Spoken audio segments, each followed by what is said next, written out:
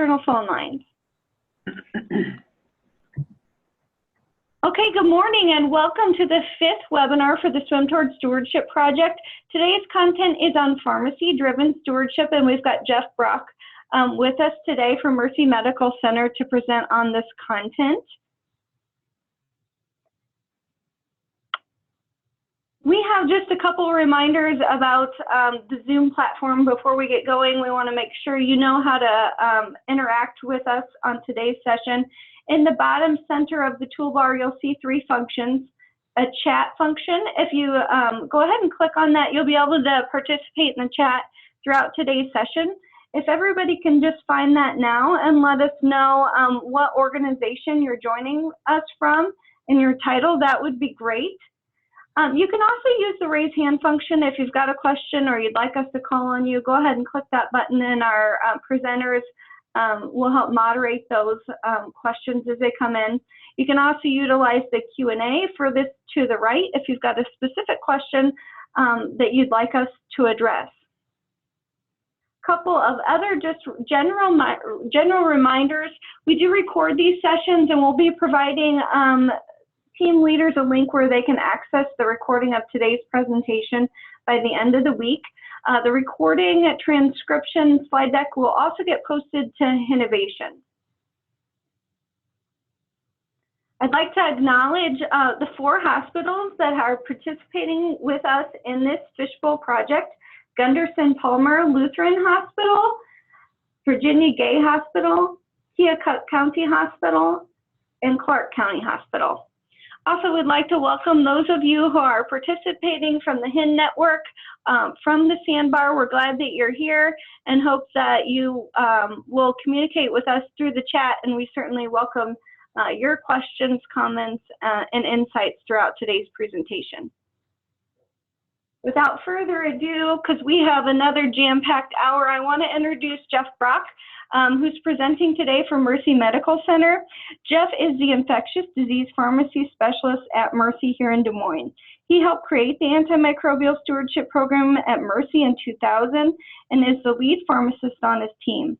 Jeff has also created a postgraduate 2-year infectious disease pharmacy residency to train others in antimicrobial stewardship and infectious diseases pharmacotherapy. Jeff is one of the subject matter experts advising this cohort on the Swim Towards Stewardship project. Jeff, thanks for joining. Hi, everyone. Thanks for tuning in today. Talk a little bit about pharmacy's role in the whole stewardship process. As many of you know, pharmacy often is one of the leaders in the process, so it's important to go over kind of the processes and how to do this from a pharmacist perspective. So you can see some of our objectives here. I'm going to describe some of the workflow, that what I do on a daily basis, and some of the things to consider in your programs. We'll review some of the common pharmacy interventions to improve antimicrobial use, as well as going over how to maybe implement a penicillin allergy skin testing service in your facilities, and also the role of a pharmacist in contacting providers and their, the role in rapid diagnostics. Next slide.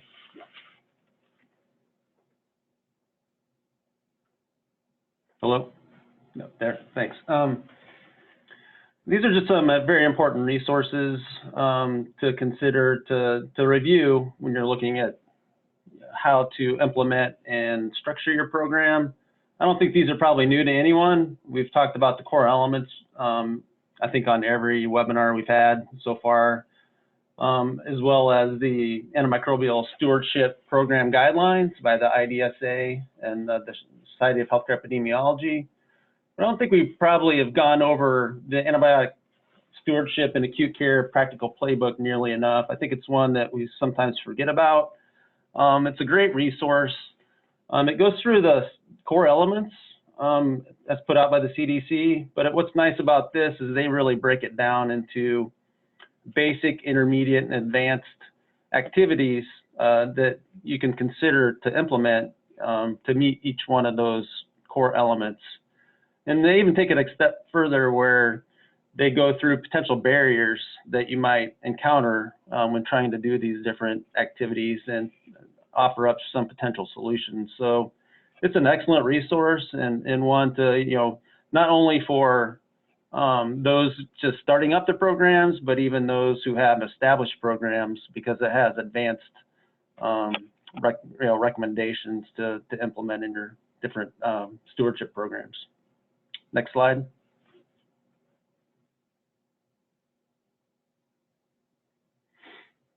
So this is a basic framework for incorporating antimicrobial stewardship work in your workflow. We have both active and passive interventions that we can implement.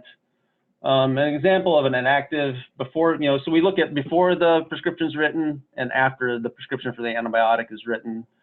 So ones that we can implement that are active interventions before the actual writing of the antibiotics occur is that you can have an antimicrobial formulary, which most of us, have that already. You try not to duplicate, different things like having one carbapenem on formulary, maybe one quinolone, and so you can decrease your carrying costs for having multiple different agents on formulary. You can also develop different order sets to guide appropriate therapy up front, such as, most of us probably have order sets for pneumonia treatment or Clostridium difficile treatment. And so you can help guide the providers to start the appropriate therapy from the get-go.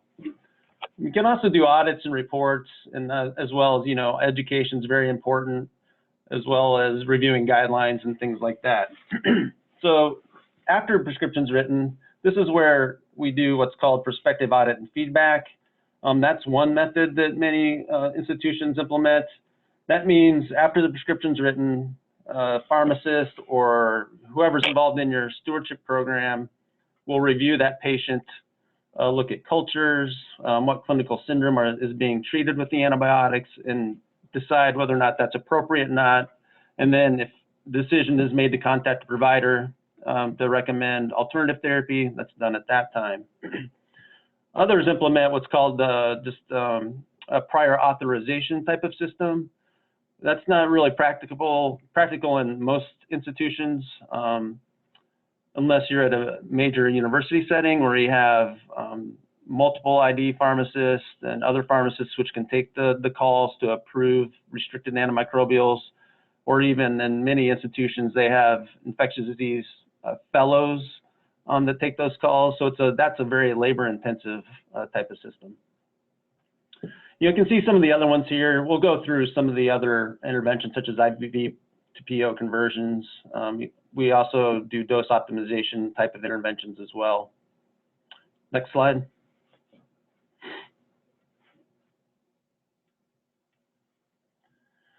So getting a little bit in the stewardship workflow, it's really site dependent. I can tell you what we do here at Mercy, but it's not going to fit the workflow in a 25-bed critical access hospital.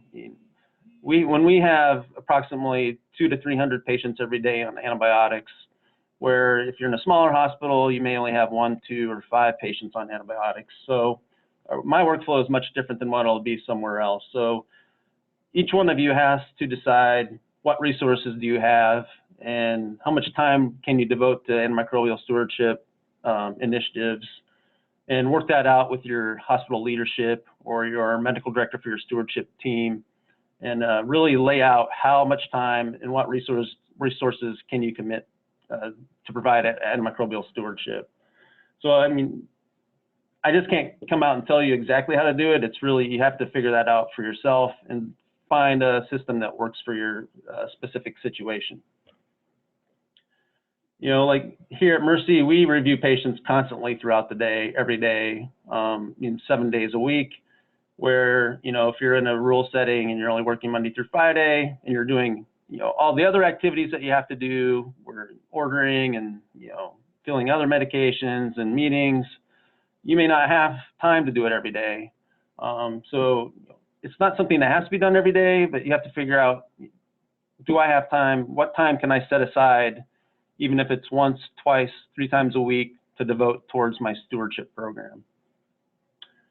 So the next important area is you need to identify areas that you can improve. So what's the issues in your hospital setting at that time? Are you overusing fluoroquinolones? Are they being used to treat every infection?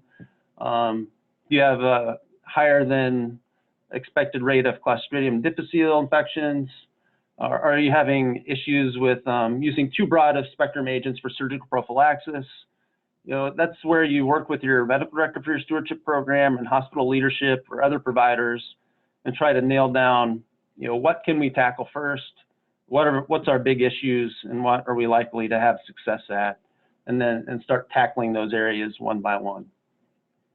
I would encourage each facility to set at least one stewardship goal each year. If you have a small hospital setting, larger ones like ours, we set several, but it's very important to set goals each year.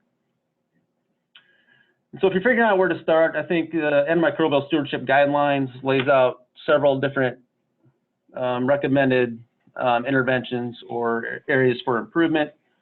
You can see I just picked out the ones with strong recommendations in the guidelines with the most evidence. And that's summarized here. So that's prospective audit and feedback type of system. So after the antibiotic orders are written, somebody's reviewing those antibiotics, either it be the day after they're written, or if you do an antimicrobial timeout at 48 to 72 hours at that time. You can also look at implementing interventions designed to reduce antibiotics that are highly associated with Clostridium difficile infections. It's also highly recommended to implement some sort of pharmacodynamic or pharmacokinetic monitoring, such as vancomycin dosing or aminoglycoside dosing, as well as having automatic review for those which require renal function adjustments. So if patients have acute renal insufficiency, a lot of our antibiotics need adjustments for that. As another area is IV to oral conversion programs. I'm going to present a study here in just a slide or two about that. And also interventions to target reduced duration of therapy. I think this is an area where there's a lot more evidence coming out that we've probably treated infections for way too long in the past. And we now have studies showing that patients who respond adequately from when we first start therapy for those with hospital-acquired pneumonia or ventilator-associated pneumonia, we only need to treat those patients for roughly 7 days, where in the past we've treated those for 14 days plus. So there's more data coming out about reduction in the total duration of therapy, and it's an area that's ripe for stewardship intervention. These are also some areas that they recommend good practice recommendations. These are mostly based around metrics and which we've discussed in prior webinars. So I'm not going to get a whole lot into those specific interventions, but you can read those at your leisure. Next slide. Hey, Jeff, Michelle's asking, what resources do we have for optimal duration of therapy? That's a really good question. We don't have a guideline per se that lays out the proper duration of therapy for each infection. So you have to look in the specific guidelines, such as the new hospital-acquired ventilator-associated pneumonia guidelines. That lays out the evidence and resources for duration of therapy in that document. You can pull up the treatment of uncomplicated urinary tract infections or cystitis and pyelonephritis. That's another area I think we overuse antibiotics, particularly for duration of therapy. So you have to look at the guidelines specific to whatever syndrome you're treating. And then, because there's not one document that lays out all the recommended durations of therapy, unfortunately. It would be nice to have, but if that answers your questions. If not, you can reach out to me and I could try to help further. So looking at workflow, how do you identify patients to evaluate for proper therapy? There's a couple of ways we do it here. I've had a homegrown list for a number of years that gives me a printout of everybody in the hospital on an anti-infective agent. Here it's pretty long. In other institutions it might not be so long, but if it's just a printed out list every day, you could go through that list visually and say, okay, who's on 2 antibiotics, who's on 3 antibiotics, and target them first. So it's a very basic rudimentary way to do it, but you can get a visual of, who's on what therapy and who you might want to key in first. So if you see somebody on 2-beta-lactam agents, you could target that and so forth. Another way we do it here is that we have a clinical decision support system. We utilize Theradoc system. So it's a data mining tool. All of our microbiology data, all of our pharmacy data, lab data flows into this application. And we can set up customized alerts to things that we're interested in, such as patients who have a culture result and it's resistant to the antibiotic they're on. We can set up alerts around certain drug-drug interactions, or such as like patients started on linezolid and are also on an SSRI. That was an example of one that we look at. And so that it's really customizable. You can look at different alerts that you're really interested in. And so when I log into the system, I can look at what alerts are fired for each patient. And then it gives me a place to start every day to target our workflow. There are others out there, such as MedMind, Century7, and there are others.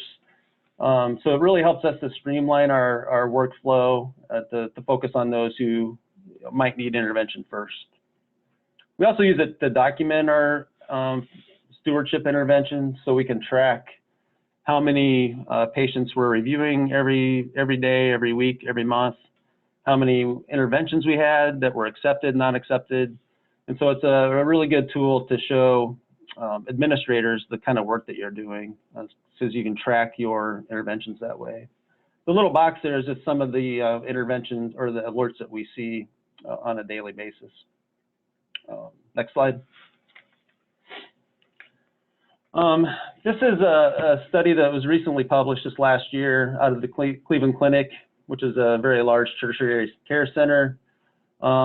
They implemented a clinical decision support system, and so they wanted to evaluate how effective that system is in their workflow. They just looked at 1 month pre-implementation period, which really they had no consistent method to identify patients, and they used a prospective audit and feedback type of system. And then they, when they implemented the clinical decision support system, they had 15 alerts that they customized or built specific for their needs there. And so then they look at the 1 month intervention period after they implemented the system. And so these real-time alerts were monitored by the ID clinical pharmacy specialists, which they have quite a few in that system, or their postgraduate year 2 pharmacy residents. Next slide.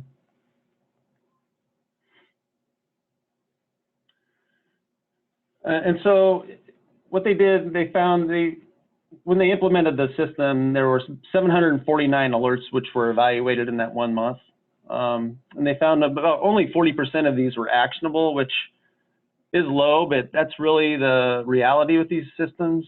Not every alert that you get out of here are actionable alerts. So there is some work there trying to sort through, even when you do get the alerts, that whether or not they're actually something you can intervene with. But most of the ones that they did find actionable resulted in 97% of those alerts resulted in an intervention, and they had about a 70% acceptance rate with their interventions. They spent on average about 7 minutes per alert in the system. But I think the biggest takeaway here is median time to de-escalation of therapy in those who had positive cultures was dramatically decreased. So when the post-implementation phase, after they had a positive culture in their patients, they were able to evaluate them pretty quickly because these systems are real-time alerts. And so once microbiology updates a result or culture, the system will fire off a real-time alert to you, and you can get email alerts, which you can then rapidly follow up on. And so that's why you see a dramatic decrease in the time it took them to de-escalate antimicrobial therapy. Next slide. I'm talking a little bit, shifting gears to IV to oral conversion. So I just went to the ID week about a month ago now. And this is a poster that was presented at that conference. This was a study down in Texas at the University of Texas Southwestern Medical Center. So at the time, they didn't have, when they implemented this IV oral conversion program, they didn't have a standardized process to do so. And so their overall goal was to, obviously save money because oral antibiotics are less expensive than the IV, and increase the percentage of eligible antibiotics ordered as oral. They use Epic as their EMR system, and Epic, from what I hear, which we don't have, but has several tools in it which you can customize reports, and it's kind of like a clinical decision support system, from what I hear. And so you can, have a list or a report developed for you to identify patients who might be candidates for oral conversion.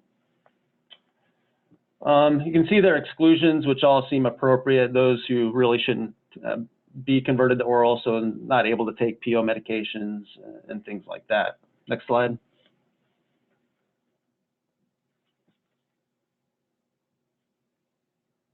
So they went around and provided education, both in person, and handed out these pocket cards, which providers and pharmacists could carry with them that shows which antibiotics are eligible for oral conversion. The ones that they targeted all have very high bioavailability and are considered almost equivalent to their IV counterparts. And so they made this a pharmacy department goal for the fiscal year of 18 to increase these conversions and hopefully decrease cost.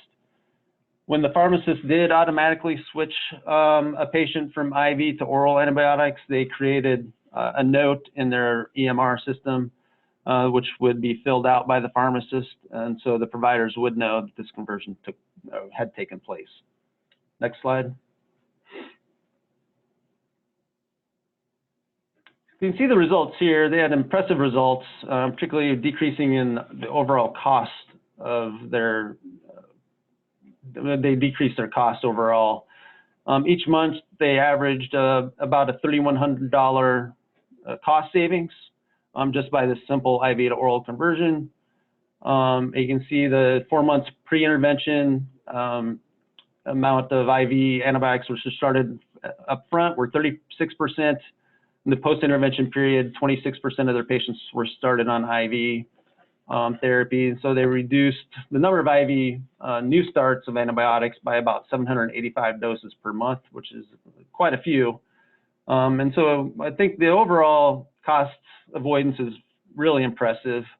They looked at January 2017 to 2018, and they saved roughly $500,000 in this simple intervention. So while IV to oral conversions aren't really, it's not the sexy interventions we want to do. We want to, do bug drug mismatches and find drug interactions. This simple intervention can have a big impact on our bottom line in the pharmacy and our overall cost. So now switching gears to a pharmacist-run Penicillin allergy skin testing service. Next slide. So as many of you know, penicillin allergies are rampant. It's very common. Upwards of 10% of our patients admitted to the hospitals state they're allergic to penicillin. And we know that, when patients carry this inaccurate diagnosis of a penicillin allergy, it really impacts the overall quality of their health care. They utilize more resources, and it's been showed in multiple studies, and they're continually treated with the same non-beta-lactam antibiotics in many cases, which can lead to resistance. And these self-reported allergic reactions, saying not only penicillin, but many different agents, are really inconsistent and based on childhood events, family history in many cases, or just, the patients perceive that, they got diarrhea and that's an allergy. It's really a side effect and not an allergy. And so, patients get somewhat confused about what really constitutes an allergic reaction. Only about 0.1% of those who carry this allergy undergo confirmatory testing each year. And so it's an area ripe for antimicrobial stewardship. And almost every month now I see new reports of people publishing their experience with implementing these programs. This is some of the potential benefits of doing a penicillin allergy skin testing service, improving care. You improve your antibiotic selection. You're using less toxic beta-lactams instead of the fluoroquinolones in many of these cases. And if you delabel their allergy now, it really carries a lifetime of benefit if you can get that allergy off their medical profile, and they were able to use beta-lactams and penicillins in the future.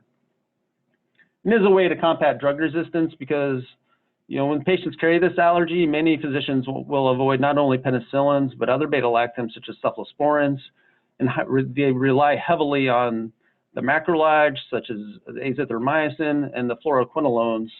And overuse of those agents time and time again, as we all know, leads to resistance. Next slide. So this is a study out of the Kaiser system. Dr. Macy, he's a allergist in the Kaiser Permanente system. He looked at 500 patients who had a reported penicillin allergy, and they underwent skin testing. Those which had a negative skin test were given a confirmatory oral amoxicillin challenge and observed for 1 hour. Out of the 500, only 4 tested positive on the skin test. But 4 of those who tested negative went on to develop a reaction to the oral amoxicillin challenge. And I'll get in a little bit more about that in a few minutes. But the ones who did have the oral amoxicillin challenge and had a reaction are mild in nature, just a general rash and no anaphylaxis. So the true percent, only 1.8% of these patients were truly allergic to penicillin. So as we know, most of these patients walking around with this allergy really aren't when tested. So we know that this allergy, for whatever reason, may not persist lifelong. So one of the most common things I hear is, well, I was an infant, or I was a young child and my mom told me I was allergic and I had a rash and maybe difficulty breathing, but that may not persist for a lifetime. It's been shown that maybe over about 80% the penicillin IgE antibiotics may be lost within a 10-year period. So it's not necessarily a lifelong allergy, even though they had it as a young child. There are other confounders. We know that particularly with aminopenicillins, patients with Epstein-Barr virus or mono, and can get what appears to be an allergic reaction. You can see the picture here of this 8-year-old male. I don't know if you can really appreciate it, but I could because it was my son. He was put on amoxicillin when he had undiagnosed mono and developed this full body rash, and he was just pretty miserable. It wasn't itchy, but he actually got labeled as penicillin allergic before they diagnosed him with mono. So there's confounders which need to be taken into consideration before labeling people with this lifelong allergy. Next slide.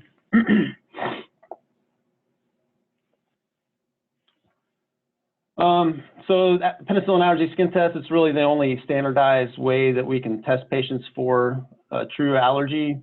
It has a high negative predictive value, so 99% negative predictive value. It's been shown to be safe to use when done in this 2-step method, which I'll describe in a minute. And can be utilized for future uses of antibiotics, and it's a simple procedure. Next slide. So indications, it's anyone who's experienced an IgE-mediated reaction, so urticaria, angioedema, bronchospasms, rash, hives, anaphylaxis, those sorts of reactions. Not recommended for non-IgE-mediated reactions, so those with Stevens-Johnson syndrome histories, toxic epidermal necrolysis, and serum sickness are the kind of the top ones there. Antihistamine use, concurrent antihistamine use is a contraindication as well because you can results in a false negative skin test, and so you need to hold all antihistamines depending on the half-life of the agent before you can do the skin test. And poor skin quality is also a contraindication. Next slide. As I said, it's a safe procedure. There's a low incidence of systemic reactions. Most studies show less than 1% of patients who undergo the test will have some sort of systemic reaction. In one study of 1,700 patients, the 0.12% of patients had a systemic reaction. I've been doing this test for 5 years in our facility, and I've luckily not seen a systemic reaction yet. Next slide. So it is a two-step process. It's usually done by a skin prick, an intradermal skin test. It utilizes two forms of penicillin most commonly. There's a major determinant of the allergy, which is a commercially available product called PrePen. And then there's a minor determinants of the penicillin allergy, which in the US, we currently don't have a true minor determinant mix. And so most people are using diluted penicillin G to provide some of those minor determinants. And that's where the oral amoxicillin challenge comes in after you do the skin test, and that provides some more of the minor determinants that were not included in the penicillin G test. And so that's been shown to be predictive of penicillin allergy when you do it with the oral challenge. We use saline as a negative control, as well as histamine for a positive control. Next slide.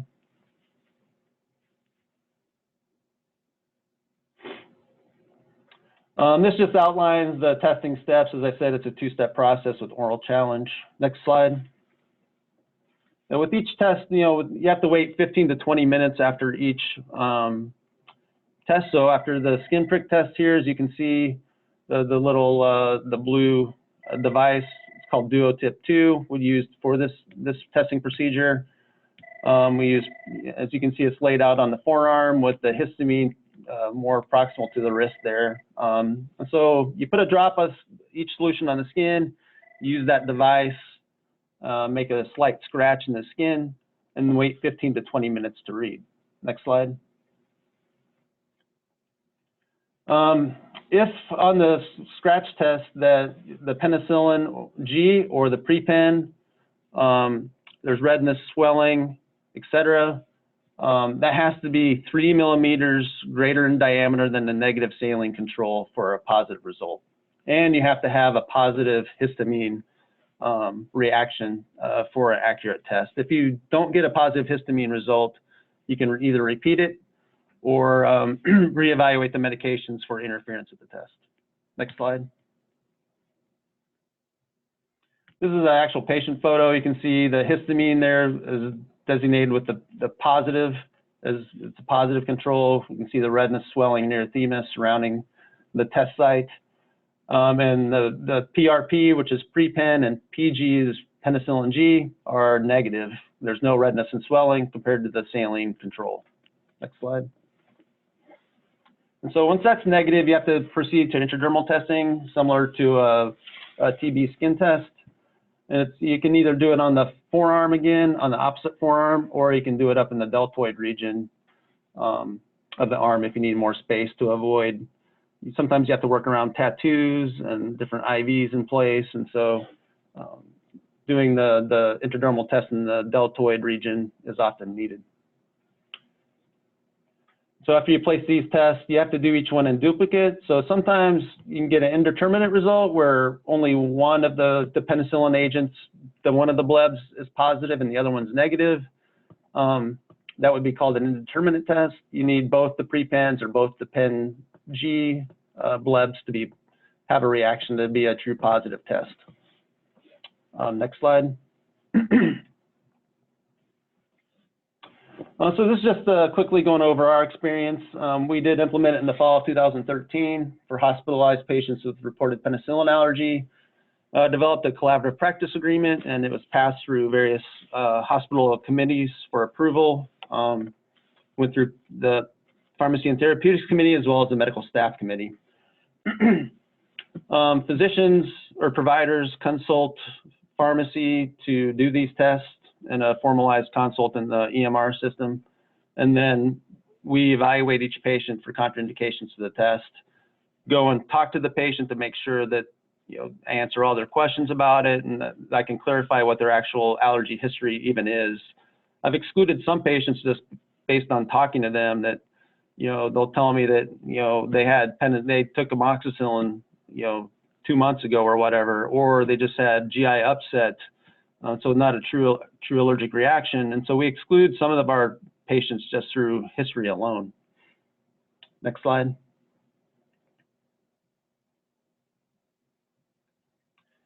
This is a study we just presented in abstract form back in 2016 after we wanted to evaluate the impact we were having with our process. So we looked at 70 of our patients. Out of our first 70 patients, there were only 4 positive skin tests. We had a few other patients that had what we'd call adverse events during this thing, or during the process.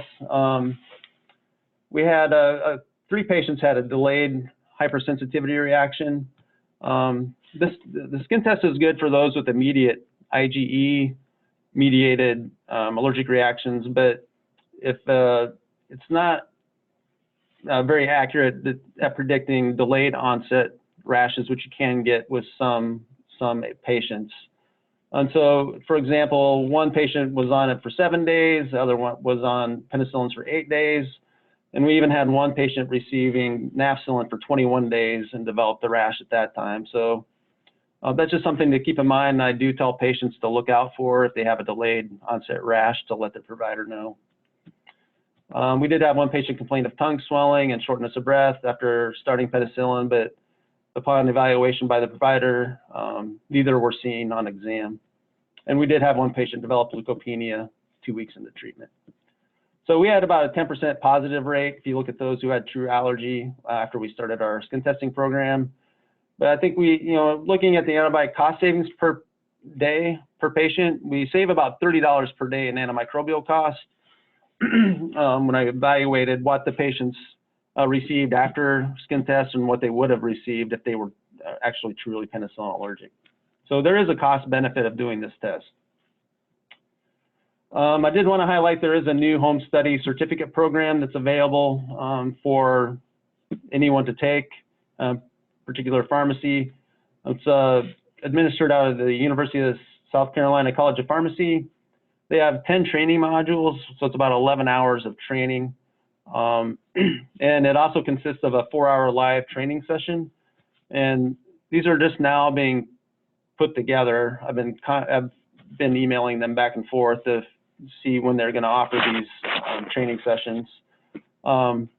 They will offer them throughout the country at different sites. So for more on that, you can monitor their website for more information on that. There is a cost for the 4-hour live training, and to get the modules, you do have to sign up for a live training session. But it looks to be a robust program, and I think would be very valuable. Next slide. So moving into looking at how microbiology can help our pharmacy stewardship process, I think they're a very key player when considering how you're going to perform your stewardship duties. Next slide.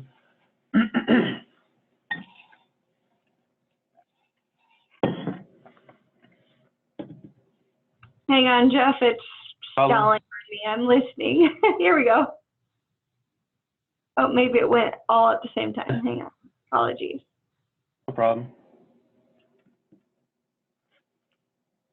So it's very important to include microbiology on your stewardship team because they're an invaluable resource for a number of reasons. But we work with them extremely close here at Mercy, and I think stewardship programs should, really work close with the microbiology departments. You can work together. We often have the same goals in mind. We don't like seeing patients with multi-drug resistant bugs, and so they have a lot of resources which can help out your programs, such as sample collection, processing, and rejection. So instead of testing solid form stools for C. diff, they can reject those samples, and so you're not potentially getting a positive C. diff test on somebody who's only carrying C. difficile, so colonization, so you're not really treating them at that point. They help us with antibiogram development and distribution to the proper providers. They can help you implement some of the new biomarkers, such as procalcitonin, which has been shown to decrease antibiotic treatment of patients with viral respiratory tract infections, and even it's useful in ruling out sepsis or evaluating patients with sepsis. So they can help you implement new laboratory tests, as well as reporting susceptibility testing. We work with them. We every year review what antibiotics are reported for which bacteria in our susceptibility report and tweak them from time to time. And so, it helps us both. I've already talked some about rapid diagnostics. This is a field that's expanding rapidly. They can help look at the new technologies surrounding rapid diagnostics, such as BioFire results, Verigene, and Multitoph. And they they keep track of all the emerging technologies in their field, which can help us identify what the infective pathogen is quicker, and so we can start patients on appropriate therapy much sooner. To kind of finish up here, this is a study we did with one of my first resident back in 2014 and 2015. Microbiology contacted me and said that we're getting this new technology called Verigene, which is a rapid diagnostics on those with positive blood cultures. Has a turnaround time of about 2 hours. So once the blood culture is identified to be positive, they put the sample on the Verigene system, and within approximately 2 hours, you have a preliminary identification of what that bacteria is, and even some resistance markers, which I'll show you which ones they will detect here in a bit. And so we wanted to evaluate a new process around this implementation. Multiple studies have shown once you implement rapid diagnostics that you need some sort of active intervention to get the true benefit from them. So just having the technology and the result doesn't necessarily mean that providers are going to get notified right away that the results are there. And so having somebody follow up on all the new results and actively intervene with the providers to tell them results of the test, that's the only way these diagnostics have shown rapid improvement or improvement in antimicrobial use. So how this worked was my resident and I were contacted by microbiology during our intervention period on all new positive blood cultures. And then we reviewed the patients and contacted the providers, telling them that, Mrs. So-and-so had positive blood cultures for gram-positive cocci clusters in both sets of blood cultures, and that we'll know what the pathogen is in just a few hours, and that we'll follow up with them. We assured that the patients were on proper treatment from the beginning, so if that patient was not on vancomycin, we'd recommend vancomycin pending the identification of the pathogen. And so then we waited the 2 to 3 hours, followed back up on the results, and then recontacted the providers to recommend optimal therapy for that pathogen. Next slide.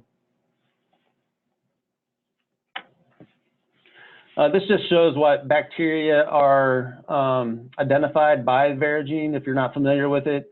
So identifies some of the most common gram-positive organisms as well as many gram-negative organisms.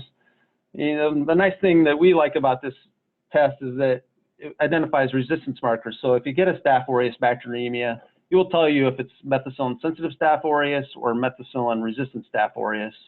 And so you can, if you get an MSSA bacteremia identified off the Verigene, you can ask the providers to discontinue vancomycin at that time and start targeted therapy against methicillin-sensitive Staph aureus. We've had instances where we've had patients with ESBL E. coli bacteremia that were not on proper treatment at all, and things of that nature. And so it tells us, within a couple hours of the positive culture that we need to tweak therapy. Next slide.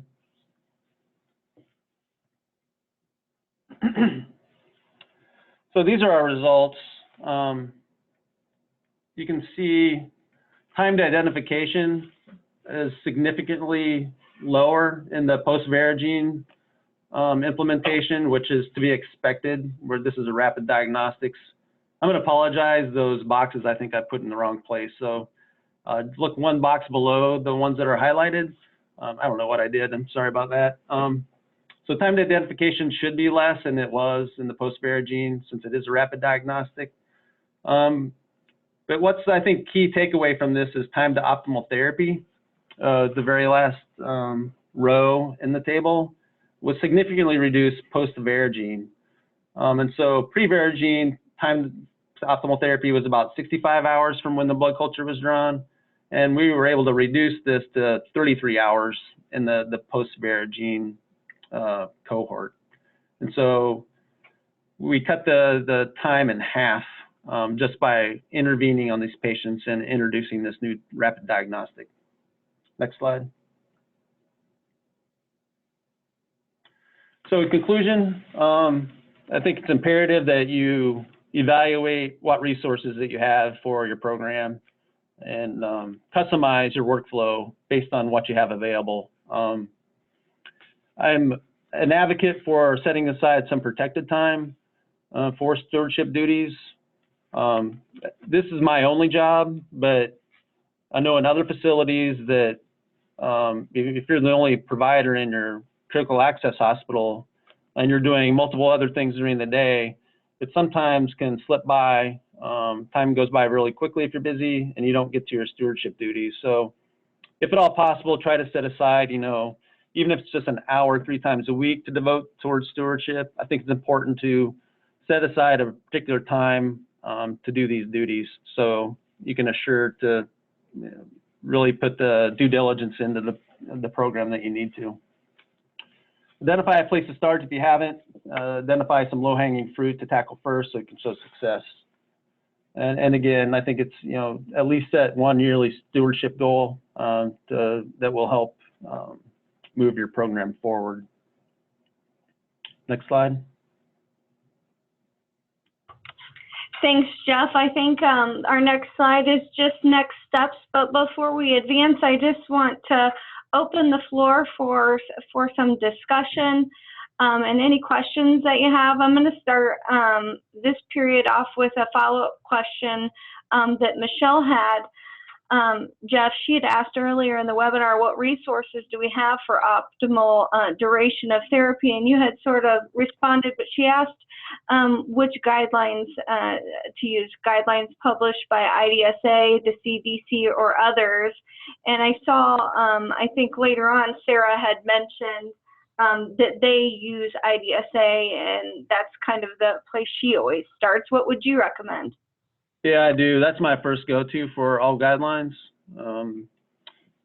They just changed their website. I really don't like the layout of it. It's somewhat hard to find some of the older guidelines, just to let you know. You might have to look around a little bit more than in the past, but the Infectious Disease Society of America, all the guidelines are free on their website, and that's my first spot to go to when I have these types of questions.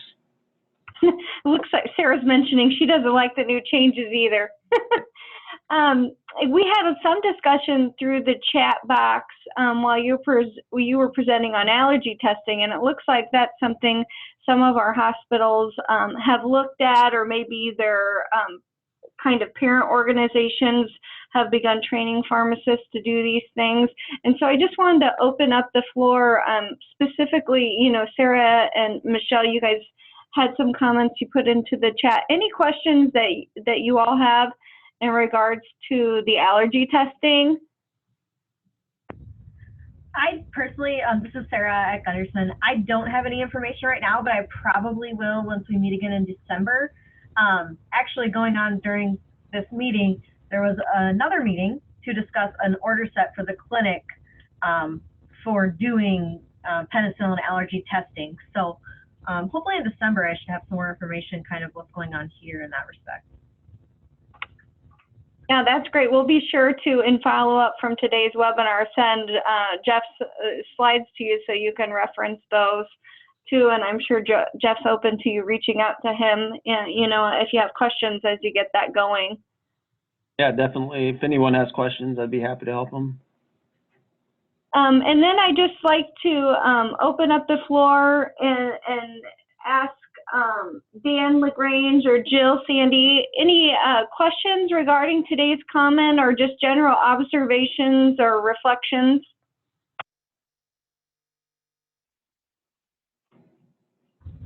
This is Sarah Gunderson again. I have a question. one of the biggest problems I've run into is providers not wanting to change from IV to PO because they say that's the way to keep them, you know, in the hospital. That's what the insurance wants. And I understand that's the easiest way to, you know, say they need to be in the hospital, but I know it's not the only way. I'm just curious how other places deal with that, because I just have a heck of a time getting switched from IV when that is the reasoning. That argument,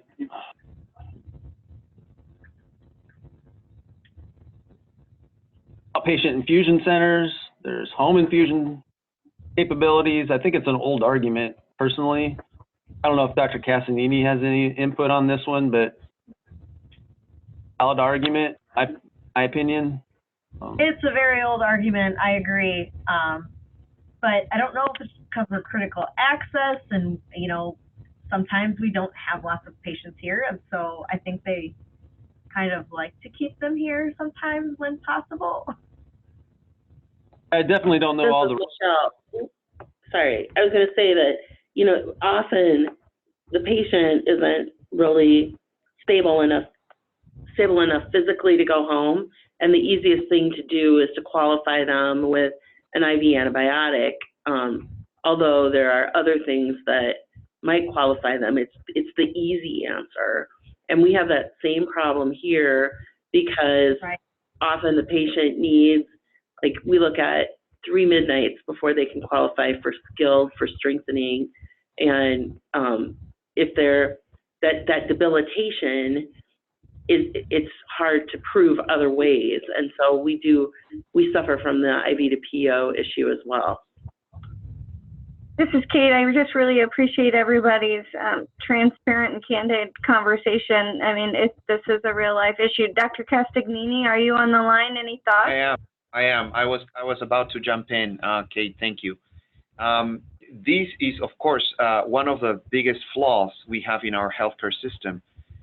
To keep a patient in the hospital so we get reimbursed, we keep them on IV anything. In pediatrics, we struggle with the same situation. We just keep them on IV fluids while the patient's still in the hospital, just so we can justify their admission or keeping them in the hospital and for reimbursement purposes. And this is probably one of the many factors that is driving the changes in payers and reimbursing for a diagnosis. For example, if you have congestive heart failure, the insurance is going to give you X amount of money, whatever you do with the patient. If you are able to discharge the patient sooner, you keep the extra cash for your institution. If you keep the patient longer, then you're in a deficit. And so that is something that we're seeing happening, and maybe in your institutions you're seeing that too. What I would say is that at least in our stewardship program, we're trying not to cave to those pressures in terms of do what we should be doing. Changing to oral therapy would be the best choice. Then we try to talk to the providers and do that as possible. But I understand that this is a very difficult, delicate situation that we are all, I think, facing nationwide. Dr. Castagnini, this is Kate, and I just would elaborate, on some of the conversation from the readmissions perspective to say, a lot of hospitals are facing mounting pressure to reduce readmissions, and this is a factor that comes into play because we know, from these root cause analysis and from talking to patients through readmission interviews when they come back, when they get readmitted back to the hospital, one of the factors from their perspective is that they were discharged too soon. They didn't feel quite strong enough or quite ready. And so I think it's a teeter-totter, and it's a weigh and balance of how do we figure out, how to keep the patient in until they're ready and strong enough to go home and they can be successful in their transition of care, but also be responsible from a stewardship perspective in this example. Absolutely, I 100% agree with what you said. It's difficult, and it's becoming increasingly challenging.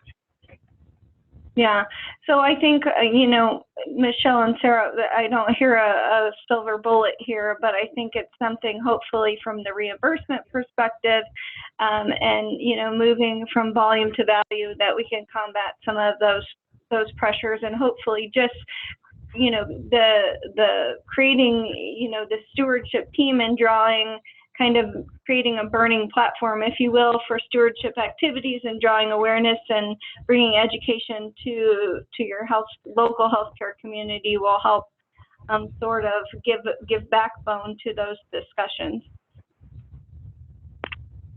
This is Michelle again. But, you know, by nature, the reimbursement model of the critical access hospital is different. And in our hospitalist is here with me. A lot of times, these patients need to be in the hospital, and we just need to find a way to unbundle the IV, you know, as we need to find other ways to qualify people to be at that level of care that they need to be at, that aren't just IV. IV is just easy, you know. So yeah, just throwing that out there. Yeah, I agree, Michelle. Great thought. Great thoughts and reflections. Well, we are approaching the 12 o'clock hour, and I'm very appreciative for everybody's discussion. Is there any burning questions that anyone has that we haven't got to yet? Go ahead and unmute.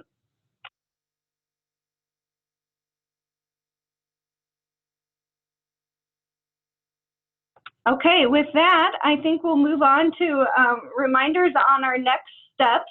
And that's just to email your assigned coach this week or early next week before the Thanksgiving break if you can, with some times that you're available to meet this month.